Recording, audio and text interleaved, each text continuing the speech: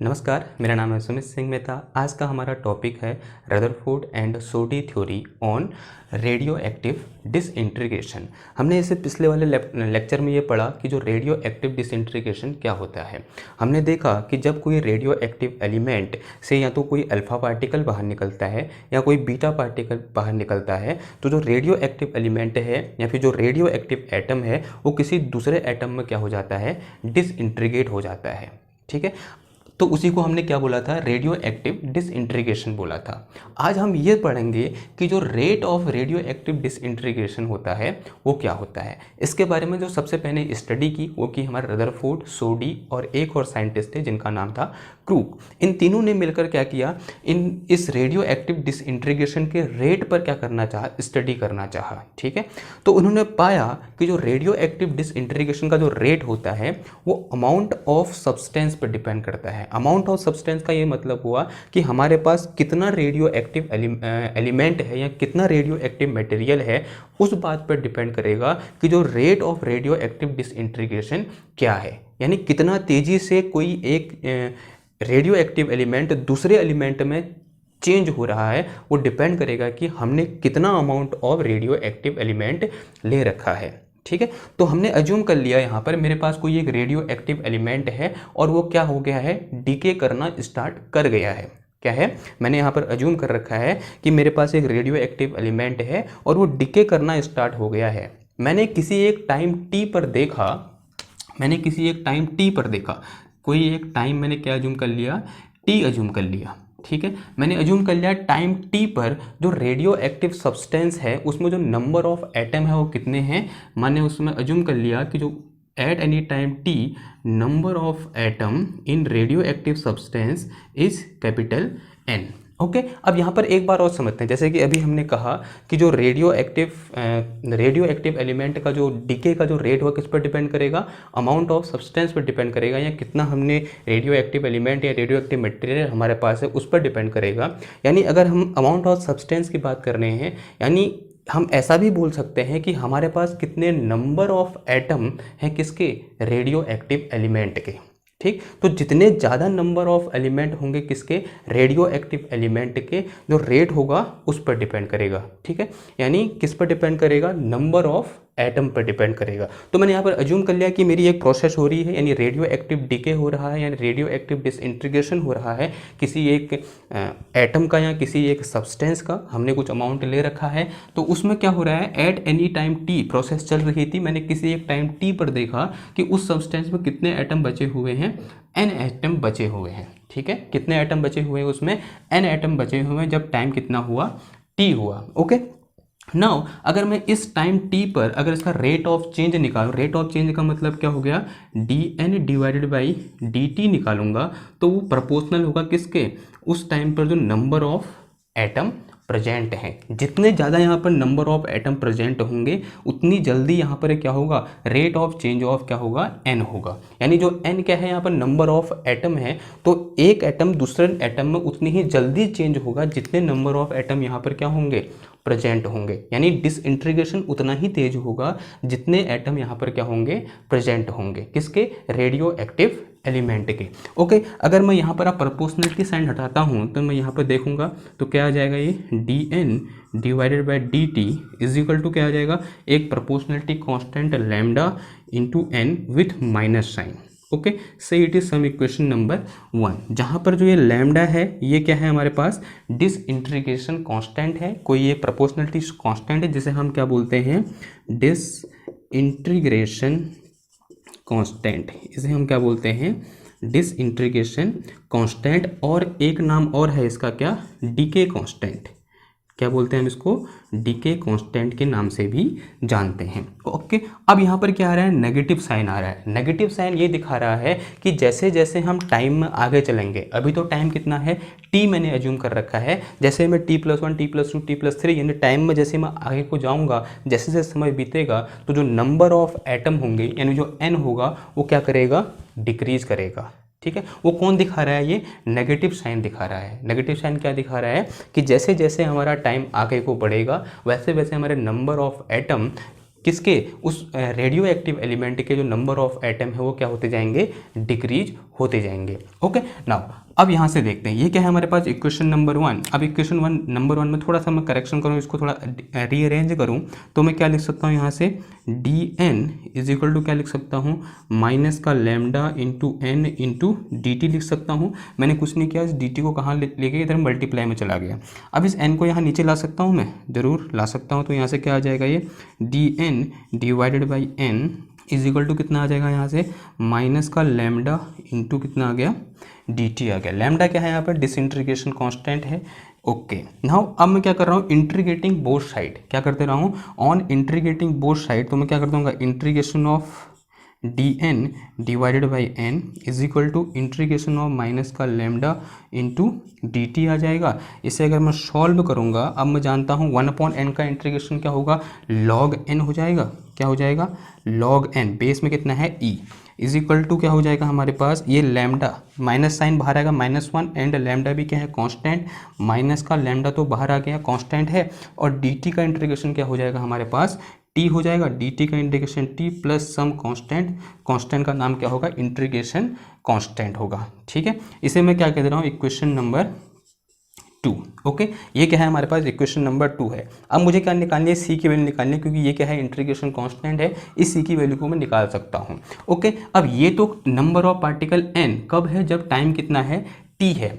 अब हम वहाँ जाते हैं जिस समय ये प्रोसेस स्टार्ट हुई होगी, या फिर जिस समय रेडियो एक्टिव एलिमेंट क्या होना स्टार्ट हुआ होगा, डिसइंटीग्रेट होना जस्ट स्टार्ट हुआ ही होगा। उस समय टाइम कितना होगा, 0 होगा। और उस समय जो नंबर ऑफ एटम होंगे उसमें कितने होंगे, मैक्सिमम होंगे। मैंने अज्यूम कर लिया कि जब टाइम 0 था, यानी जब वो डिसइंटीग्रेट स्टार्ट होना नहीं हुआ था, मतलब होने वाला था, यानी जब टाइम 0 था उस समय जो नंबर ऑफ एटम कितने होंगे, मैक्सिमम होंगे। तो मैं ऐसा अज्यूम कर लेता हूँ एट इनिशियली, यानी एट इनिशियल पॉइंट, या फिर इनिशियली मैं बोल सकता हूँ, यहाँ से मैं क्या बोल सकता हूँ, इनिशियली क्या हो जाएगा मेरे पास, initially when t is equal to 0, t is equal to कितना है हमारे पास, 0 है। यानी 0 का मतलब क्या हुआ, यानी इनिशियल पॉइंट जब टाइम कितना था, 0 सेकेंड था। When time is 0 second, then जो नंबर ऑफ एटम होंगे वो कितने हो जाएंगे, मैंने एज्यूम कर लिया एन नॉट। एन नॉट क्या है यहाँ पर, maximum number of atom in the radio active substance. In radioactive substance में जो मैक्सिमम नंबर ऑफ एटम थे इनिशियली, वो कितने एज्यूम कर लिए मैंने, एन नॉट एज्यूम कर। ये क्या होगी, हमारी इनिशियल कंडीशन होगी। अगर मैं इस इनिशियल कंडीशन को इक्वेशन 2 में पुट करूँ तो मुझे यहाँ से क्या मिलेगा, देखो मुझे यहाँ से मिल जाएगा क्या, log of n naught, n की जगह पुट कर दिया मैंने, n naught equal to t की जगह पुट किया तो ये पूरा टर्म क्या हो जाएगा, 0 हो जाएगा, एंड प्लस का सी।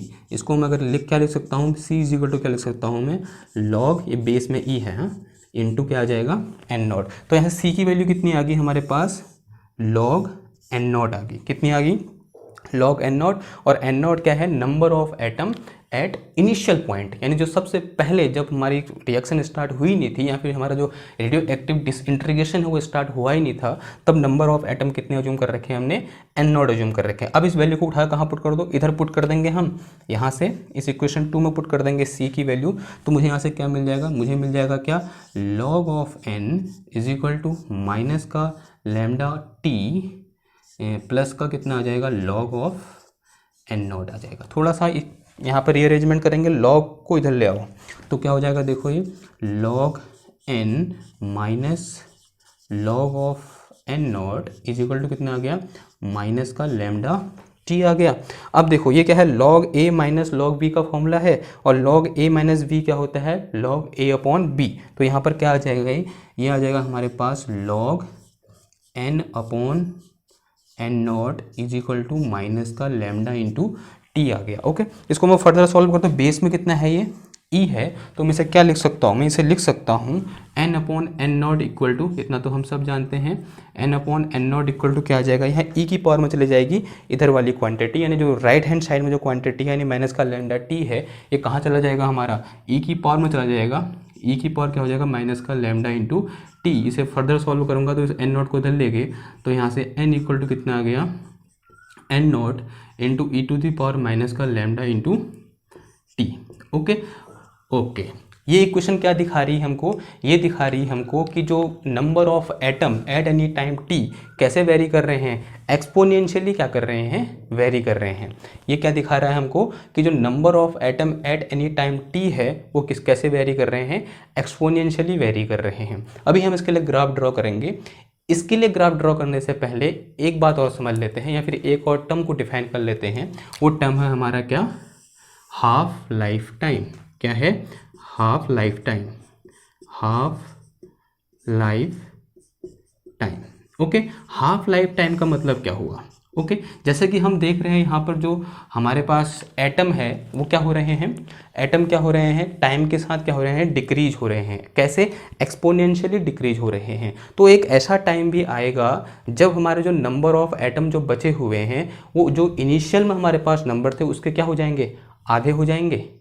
ठीक है, यानी हमारा हो क्या रहा है, जैसे जैसे टाइम आगे को बढ़ रहा है number of atom in the radio active substance क्या हो रहे हैं, डिक्रीज हो रहे हैं। तो डिक्रीज होते होते होते एक ऐसा टाइम भी आएगा जिस टाइम पर जो नंबर ऑफ एटम होंगे आधे होंगे किसके, जितने नंबर ऑफ एटम कहाँ थे, इनिशियल में थे। यानी इनिशियली कितने नंबर ऑफ एटम थे हमारे पास, एन नॉट हमने अज्यूम कर रखा है, कितने थे, एन नॉट एटम थे हमारे पास इनिशियली उस रेडियो एक्टिव सब्सटेंस में। तो इनिशियली अगर एन नॉट सब्सटेंस है और जब टाइम कितना हो जाएगा, हाफ लाइफ टाइम के बराबर हो जाएगा, तब हमारे पास जो अमाउंट बचेगा, जो हमारे पास नंबर ऑफ एटम बचेंगे वो किसके आधा हो जाएगा, जो हमारे पास इनिशियल में नंबर ऑफ एटम थे उसका क्या हो जाएगा, आधा हो जाएगा। और वही टाइम क्या होता है, हाफ लाइफ टाइम होता है। तो हाफ लाइफ टाइम क्या है, वो टाइम जिस टाइम पर जो नंबर ऑफ एटम है वो क्या हो जाते हैं, इनिशियल में जितने नंबर ऑफ एटम थे उसके क्या हो जाते हैं, आगे आधे हो जाते हैं। उसे हम क्या बोल देते हैं, उस रेडियो एक्टिव सब्सटेंस का हाफ लाइफ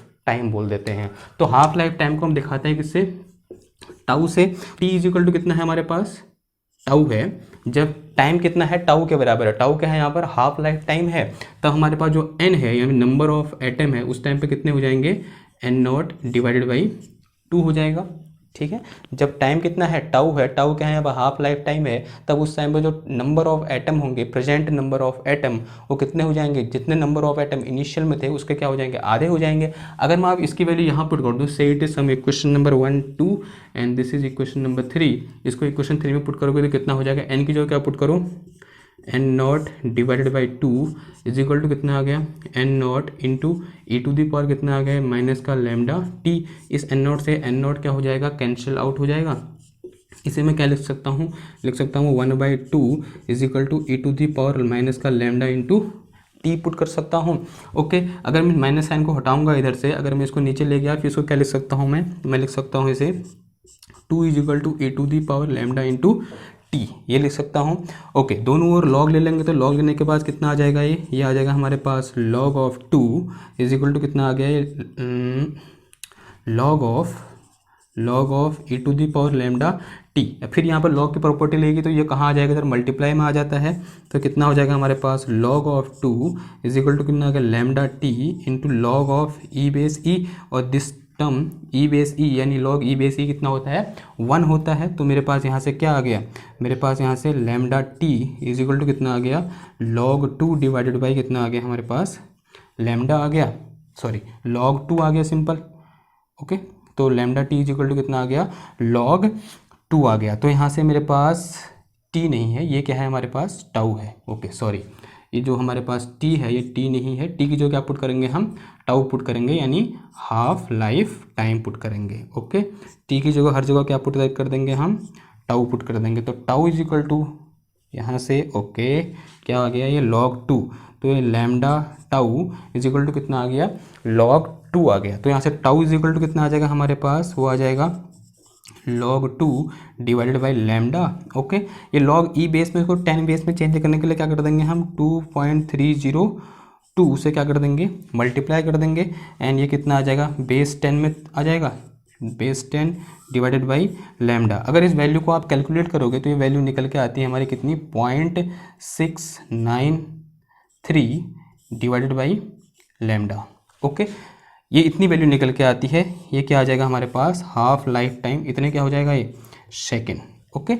ये क्या है हमारे पास, हाफ लाइफ टाइम है, कितनी है, lambda is equal to 0.693 divided by lambda, और जहाँ लैम्डा क्या है हमारा, वो है हमारे पास डिसइंटीग्रेशन कांस्टेंट। तो ये तो क्या हो गया, किसी भी एक रेडियो एक्टिव सब्सटेंस का हाफ लाइफ टाइम हो गया। और ये दिखा रहा है कि जैसे जैसे हम किसकी वैल्यू को बढ़ाएंगे, डीके कांस्टेंट या डिसइंटीग्रेशन कांस्टेंट की वैल्यू को बढ़ाएंगे, तो हमारा हाफ लाइफ टाइम भी क्या हो जाएगा, इंक्रीज हो जाएगा। ठीक है, यानी अगर हाफ लाइफ टाइम इंक्रीज करेगा तो लैम्डा क्या करेगा, डिक्रीज करेगा, या लैम्डा डिक्रीज करेगा, सॉरी इंक्रीज करेगा, तो हाफ लाइफ टाइम क्या कर जाएगा, डिक्रीज कर जाएगा। ओके, नाउ अब हम इसके लिए ग्राफ ड्रॉ करने की कोशिश करते हैं, यानी एन और टी के बीच ग्राफ ड्रॉ करते हैं कि किस तरीके से ग्राफिकली हमारा जो सब्सटेंस है वो कैसे क्या करता है, डिके करता है। ओके, इधर मिटा दूँ, चलो। ओके, वर्टिकल एक्सेस में हमने क्या ले लिया, मैंने वर्टिकल एक्सेस में ले लिया number of atom in vertical access, और इस हॉरिजेंटल एक्सेस में ले लिया मैंने क्या, time in second. Okay, vertical access में नंबर ऑफ एटम और इस एक्सेस में क्या ले लिया मैंने, टाइम ले लिया है। ये क्या हो गया, इसका ओरिजिन हो गया। ओके, अब हम देख सकते हैं जब time t is equal to कितना है, 0 है, तब टोटल नंबर ऑफ एटम कितने हैं, मैक्सिमम है, और वो कितने हैं, n0 है। मैंने एज्यूम कर लिया कि यहाँ कहीं ये n0 है, यानी इनिशियली कितने नंबर ऑफ एटम है, n0 है। उसके बाद जैसे जैसे टाइम आगे बढ़ा तो ये ग्राफ कैसा ग्राफ है, एक्सपोनेंशियल ग्राफ है, यानी एक्सपोनेंशियल टर्म के साथ क्या हो रहा है, n वेरी कर रहा है, यानी एक्सपोनेंशियली क्या कर रहा है, डिक्रीज कर रहा है। तो वैसे वैसे क्या होगा, जैसे जैसे टाइम आगे बढ़ेगा वैसे वैसे हमारा जो नंबर ऑफ एटम है वो क्या हो जाएंगे, एक्सपोनेंशियली डिक्रीज हो जाएंगे। क्या हो जाएंगे, एक्सपोनेंशियली डिक्रीज होता है। इस तरीके से क्या हो गया, ये एक्सपोनेंशियली डिक्रीज हो गया। ओके, नाउ मैंने एज्यूम कर लिया कि यहाँ किसी इस पॉइंट पर हमारा क्या होया, टी इज इक्वल टू कितना आ गया, टाउ आ जाएगा।